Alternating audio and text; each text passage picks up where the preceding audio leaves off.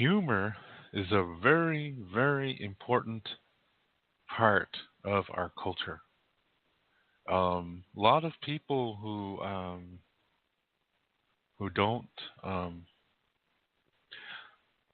who don't know native culture and spirituality, but they have an interest in it, and they're deep interested in some non-natives even try to follow our spirituality, but they all make one mistake. Okay, they all make one big mistake. They are way too serious. Yeah, they are just very, very, very much too serious. And when they try to be funny, it's not really funny. Yeah. And usually they're the only ones laughing at their own jokes. You know what I mean? They- and I think that really says something because humor is very important in our life. You know, in our culture, uh, we have a medicine wheel, and this comes from Lakota star knowledge. Okay, and since then, other tribes kind of adopt it, as a symbol too. But it comes from Lakota star knowledge. It does not come from Anishinaabe or other tribes. This comes specifically from Lakota star knowledge, and this medicine wheel represents four of anything, but that the four components connect to each other. And whatever happens to one of the components or one of the parts affects the other three. Okay? So in our teachings, we define what the four parts could stand for because they represent many things. Yeah, the four parts of yourself: your physical body, your mind, your emotional self, and your soul. See, and it shows that they're connected to each other.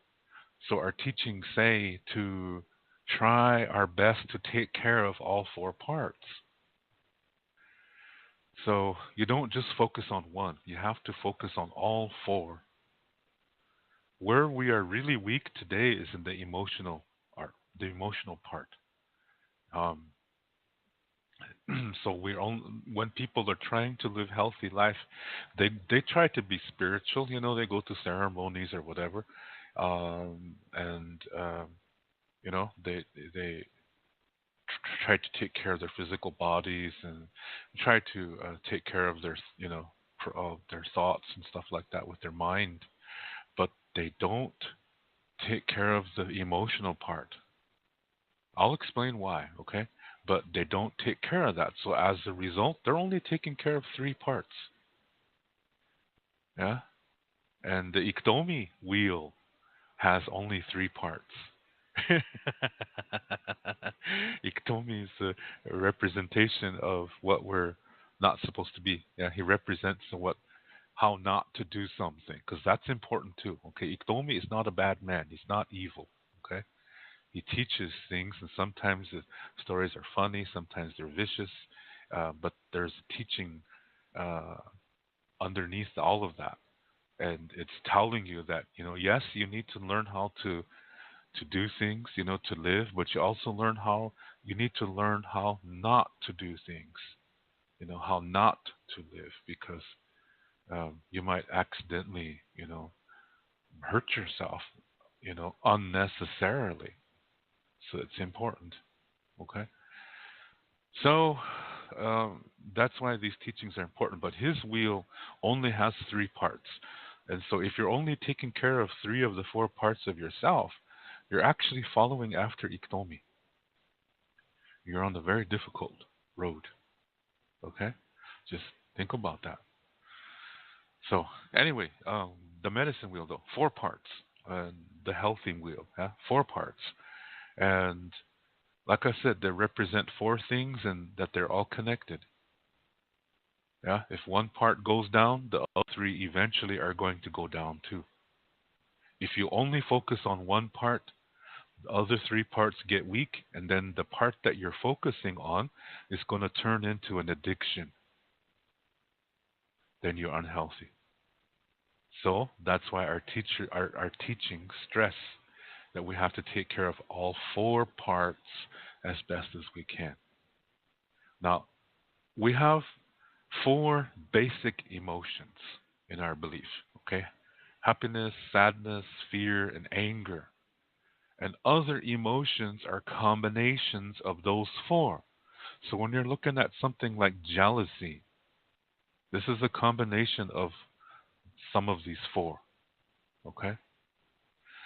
So, um, but the four basic, yeah, happiness, sadness, anger, fear. Those are the four basic emotions. Now, when we go through life, sometimes we have difficulties. Well, actually, lots of times we do. But this is not a bad thing. Yeah, it's because if you don't do anything, then you're the one who makes it a bad thing. Okay, but the difficulty itself is not a bad thing. Yeah. So um, when you try your best to work it out, or find a solution, or learn from it, or all of the above, this is going to transform. Yeah, it's going to turn into something that will teach you something, and it's going to give you blessing. When you first experience this difficulty, it's going to bring you anger, or sadness, or fear, or maybe all three in different orders. Okay? And that's okay. All right? But you got to do something. And that's why I said, this starts with examining it as best as you can. But sometimes we might be too caught up in the emotion. So when we're feeling these emotions overwhelmingly strong, it's best to number one, eat something good, yeah, and then go do something physical, strenuous, yeah, take a run, climb a tree, or do some weightlifting, or go chop some wood for somebody who needs it. Yeah. Haul water for somebody who needs it, because out in the country on the reservations there's still places that don't have heaters and don't have plumbing. So they still rely on wood and stoves, and wood for their stoves, and water for drinking and washing and whatever. So go look for somebody who needs help and help them out. Yeah. So you're what you're doing is you're cleaning yourself inside of you. Okay.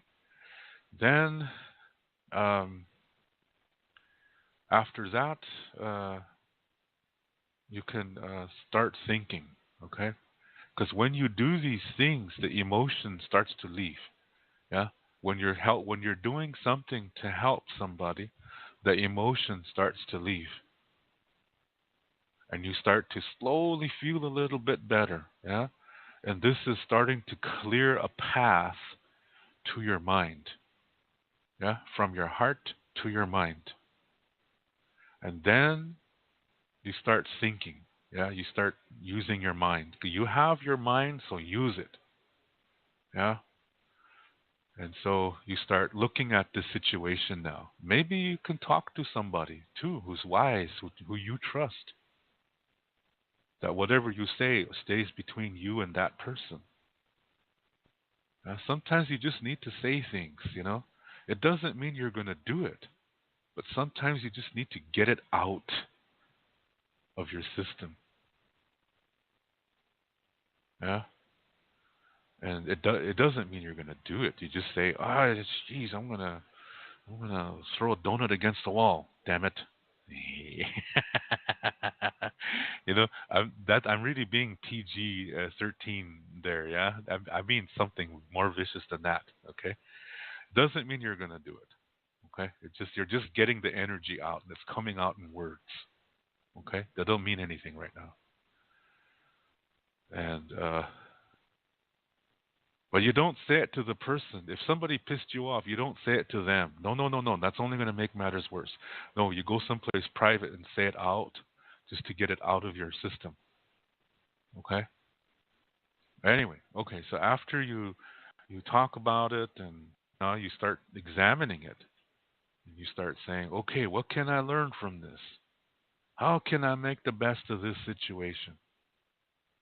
Yeah. And as you start doing that, the emotions, the fear, anger, and sadness are going to start to leave your body. And what's coming in is peace and knowledge and wisdom. Now you just transform this difficulty into a teaching experience, which is really a blessing. Now you have something to help others. Cool? Yeah? So that's why we do not see difficulty as a bad thing. Okay? But you got to do this. What I just said, you have to do that. So the three emotions involved in that, anger, sadness, and fear, they leave.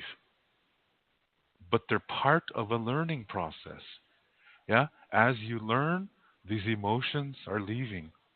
So you can also say that when the difficulty comes to you, yes, the emotions are very difficult. They hurt, they make you mad, they scare you. But what they're really doing is they're inviting you for a big blessing to come your way. But you got to do the work. Okay? That's the purpose they serve. Nothing more. But if you only stay in that emotion, then you really become sick. And then you have no connection from your heart to your mind. And you're not going to see reality correctly. And you're going to make your life very, very difficult. More difficult than it really needs to be. You're making your life unnecessarily more difficult when you stay in one of these emotions. Okay? That's part of a learning experience. Okay, that's the emotions of anger, sadness, and fear. Yeah, they're inviting you to a teaching, to a teaching experience that's going to give you a great blessing. That's their purpose, but you got to work through it. Now, that's 3 of the 4 emotions. The happiness also serves a purpose. Happiness can also teach you too. How do you think happiness can teach you? I will discuss that tonight. Okay? And just like with the other emotions, once you learn, you receive knowledge and wisdom and peace and enlightenment. Yeah? So when you're living your life and all you're doing is trying to be serious, you're missing an opportunity to achieve enlightenment. You're missing the things that happiness can teach you. Not cool. So there's great power in this process too. Just like the difficulty process, yeah, with what I just described, that's a great process, and it's hard That's why it's difficult. But when you go through it, you achieve great blessings. And this is going to help you with happiness. Yeah? So the goal is not to be happy. The goal is to achieve peace, enlightenment. Happiness is not a part of that. Happiness is part of the process to get there, but the goal is not happiness. Okay? The happiness is just one of the ways to get there. Just like those other three emotions of fear, anger, and sadness, they work through difficulty. But happiness has a process that's very similar too. And remember what I said just a few minutes ago. If you stay in one of those emotions and you're always angry, you want to get revenge. Yeah, you just always have a bad feeling about something, or you sink into depression, or you're just scared of everything and refuse to face your these difficulty. You will develop an addiction. But the same rule applies to happiness. If you try to force yourself to only think happy thoughts and to only feel happiness, you're heading for an addiction too. So the goal is not the emotion. The emotion is part of learning processes. In our culture, one of the ways is through the Iktomi stories. Yeah, because some of them, well, I guess most of them are really funny. Yeah, they are goofy. But some of them are just outrageous goofy. Yeah. Like when he marries his mother-in-law. She, that's rugged. Well, you never know. It can happen all kinds of ways. Like, for example, maybe a guy is 20 years older than his girlfriend and falls in love with her mother. That's one way, and there's another way that goes through the Tioshbai way. But I don't want to get into that, okay? Because I talked about that already last month when I was telling some Iktomi stories, and them guys might be coming up on the ground pretty soon, yeah. Because here in Berlin, it is yeah, I think it's slowly kind of warming up, so I'm gonna take it easy on that. But there are other stories too that are funny. We have other concepts as well that talk about or that use humor in a way to teach and to heal as well.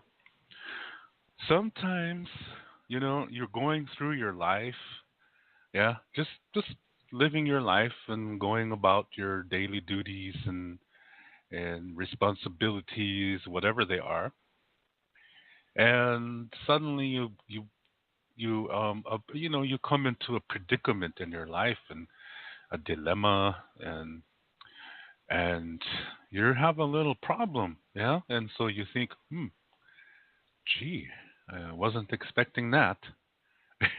Because the wicked ones are the ones that just happen out of the blue, yeah, that just take you by surprise and kind of slap the heck out of you and throw you to the side of the road, and you're sitting there in the ditch going, gee, what the hell? What the hell was that?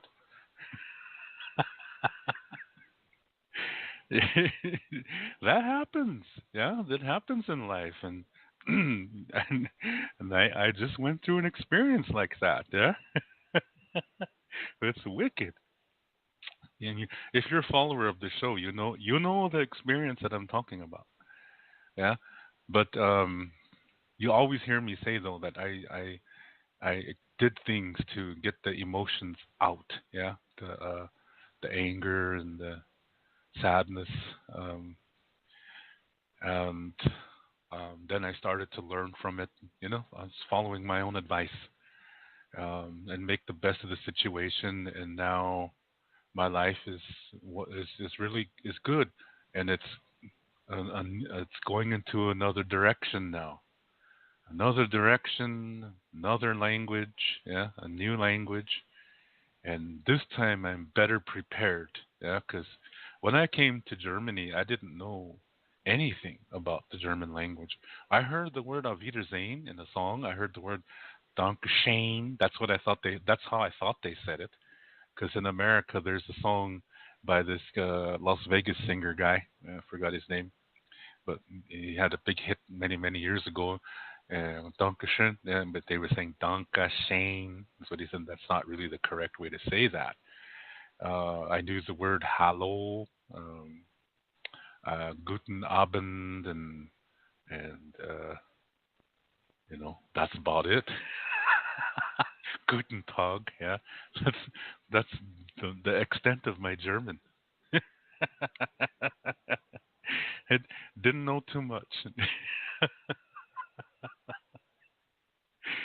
Oh man, I came over here totally unprepared for everything, yeah, and just was crazy. But I learned, yeah, from the whole experience, I learned a lot of things, and for that, I'm grateful because that helped me to know what to do to prepare for if this happens again.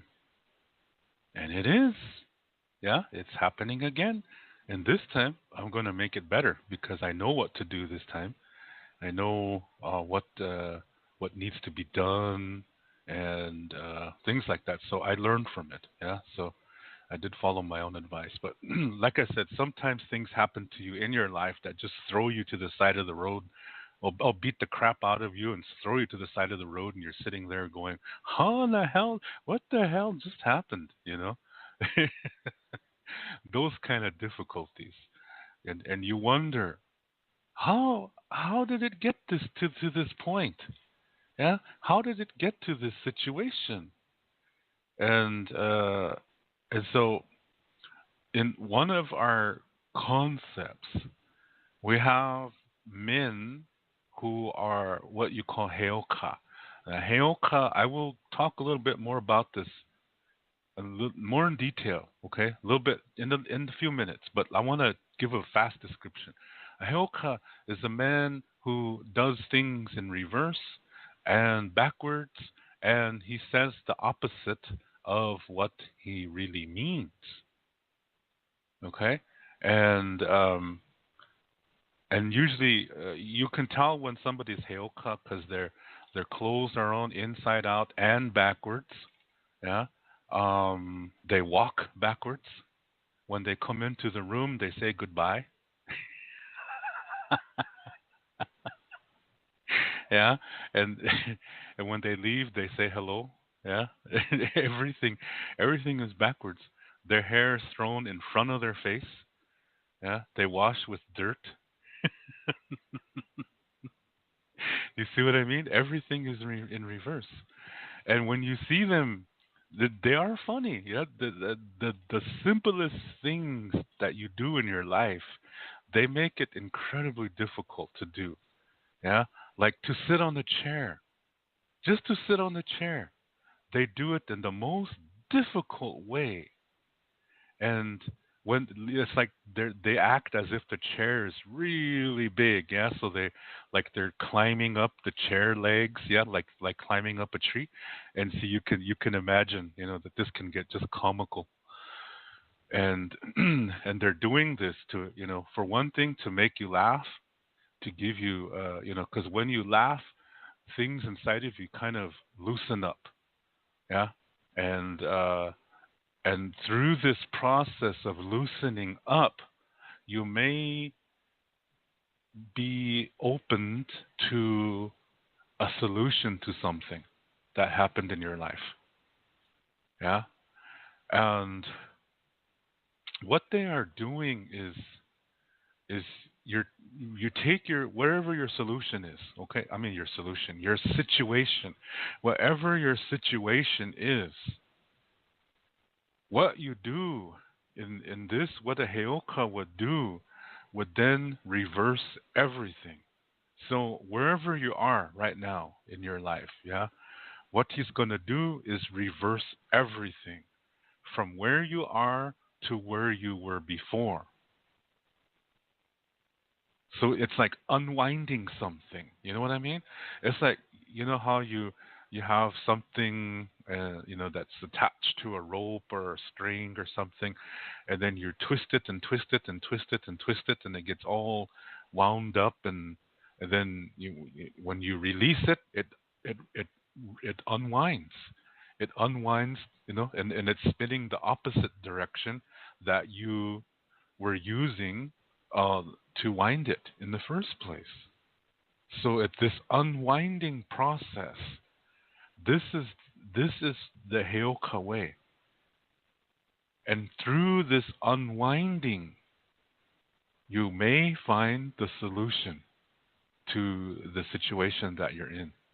So sometimes in like when a guy has a really difficult situation, where he's uh, uh, he just can't find, it could be anything, but it's difficult, okay? It's something that's really difficult, and he can't find, he doesn't know what to do. Yeah? So what a Heoka would then do is do something for this guy that's really silly. The guy or the gal, because it depends on who you are. You watch this Heoka person, and yes, you're gonna laugh, okay? But when you're laughing, you have to try to think, um, what is going on. Yeah, that okay. You concentrate on this reverse process that this Heoka is doing. Yeah, he's doing something backwards. There's a reason why. Yeah, because when you unwind something, you're going backwards, and in the process of going backwards, you may see the event that led to your difficulty. You didn't see it before because everything was going nice. Like I said, you're walking along in your life and everything is going, okay, nicely, yeah. And then bam, all of a sudden, some life situation just slaps the shit out of you and throws you off your path, and you're sitting in a ditch and you're going, what the hell just happened? Yeah? And you think it's a out of the blue situation, and it really may not be out of the blue. Sometimes it is. Yeah? Sometimes things happen in life that really are out of the blue. But sometimes, you know, they're not. They might seem like it, but they may not be. So this process that this Heoka guy is trying to give to you while making you laugh is to loosen you up. Yeah, when you're laughing, you're kind of getting loose inside of yourself. Your worries are gone for a few moments. Yeah, as you enjoy the laughter, and the the hope is that while you're loosening up, that you will be able um, to an opening. As see, when you're laughing, part of you is unwinding. Okay, when you're laughing at the Heoka as he's doing these things, there's something inside of you is unwinding too.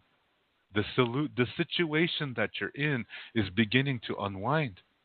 So as you're laughing, this is helping that to unwind, and after this is over, you may it might not happen that day. It might happen a few days later, but you will see what happened that led to this situation.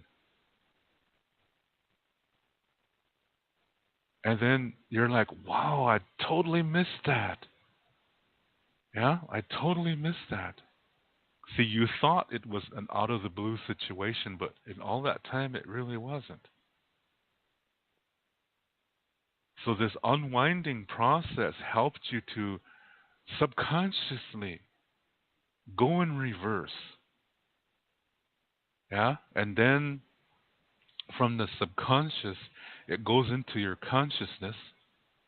And then suddenly it's like a, ta-da, kind of one of those kind of moments where like, oh my God, that's what happened. I wasn't even aware. Yeah. Like in my situation that happened to me in 2014, um, for the longest time I was thinking, out of the blue this happened. Yeah, out of the blue this happened. But then several months ago, I started to think um, something where I saw the sign uh, several years before this event happened in 2014. I didn't see it when it happened. Yeah, this event that led to it. I didn't see it because that person covered it up pretty good, so I didn't see it. But there was a second event where I was making friends with a very nice lady. I'm not going to say her name. I'm not going to say where she's from. But the person that wronged me all of a sudden showed an extreme jealousy towards this new friend of mine. And I thought, oh, that's not right. Why is she reacting like that? Because I have other friends who are female, and some of them are even from other countries.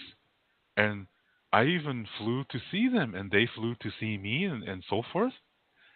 And the person I was with never expressed 1 ounce of jealousy at all, because it was all friendship. It was nothing but friendship. Then, when I meet this new person, all of a sudden the person that I'm with was showing extreme jealousy, and that really threw me for a loop. And I was thinking, what the hell? Where the hell did that come from? Why is she so um, what's the word? Agitated whenever I'm contacted by this new friend of mine. And so I started to think, I remember a comedian who was telling a joke about this, and I talked about this a couple nights ago. Yeah, this comedian by the name of Dane Cook, when he was saying that, um, one time in his past he cheated on his girlfriend. He was living with a woman, and one night he cheated on her. And when he came back, she was all trusting of him and everything, and then when his girlfriend would come back, maybe just 2 minutes late from the store, he would really get suspicious. Where are you? 2 minutes late. Why are you 2 minutes late? And she was like, huh? 2 minutes? It's just 2 minutes. What are you talking about here? And and so he was making a joke of it, but what he was saying was true, is that people who cheat get suspicious of their partner. And so I started to think, hmm, can you put two and two together with the information that I just gave to you? And don't get 22 either. I'm just going to leave it at that. Yeah. But see, it was through comedy. That's the interesting part. See, this is something that we have in our culture too. That through these funny stories, you can learn a lot.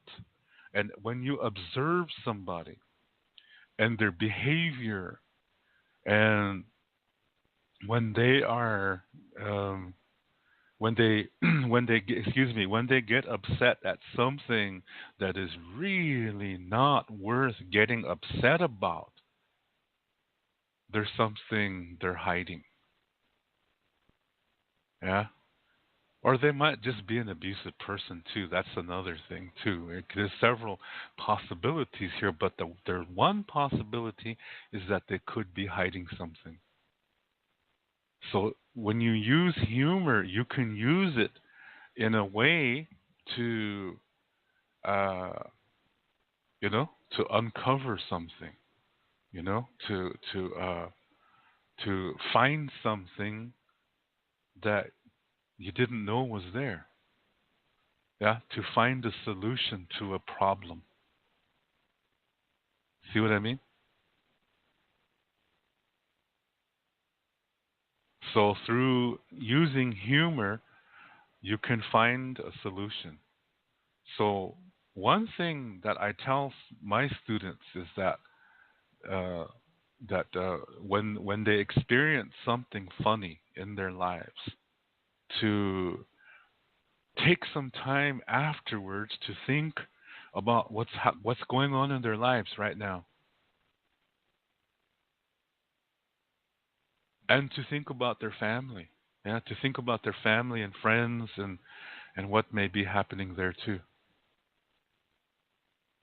Yeah, because the laughing aspect opens you up to solutions. This is how happiness can bring you blessing.